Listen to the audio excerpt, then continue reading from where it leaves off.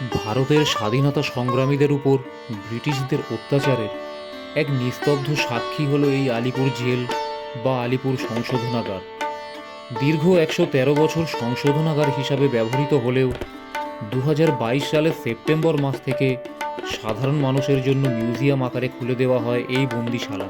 বিপ্লবীদের দ্বারা ব্যবহৃত বহু অস্ত্র ও বহু নথি রাখা আছে এই মিউজিয়ামে। এখানেই আছে সেই ফাঁসির মঞ্চ, যেখানে আমাদের দেশের বীর বিপ্লবীরা হাসি মুখে মৃত্যুবরণ করেছিল। এই কারাগারেই একসময় বন্দী ছিলেন ভারতবর্ষের অনেক বীর সন্তান, যাদের মধ্যে অন্যতম নেতাজি সুভাষচন্দ্র বসু।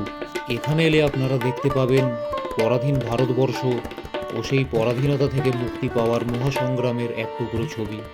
সত্যজিৎ রায় ও তার বিভিন্ন সিনেমার ওপরে তৈরি একটি প্রদর্শনী এখানে এলে আপনারা দেখতে পাবেন। আলিপুর জেল মিউজিয়ামের ডিটেল ভিডিওর লিঙ্ক এই শর্টসের মধ্যে দিয়ে রাখলাম।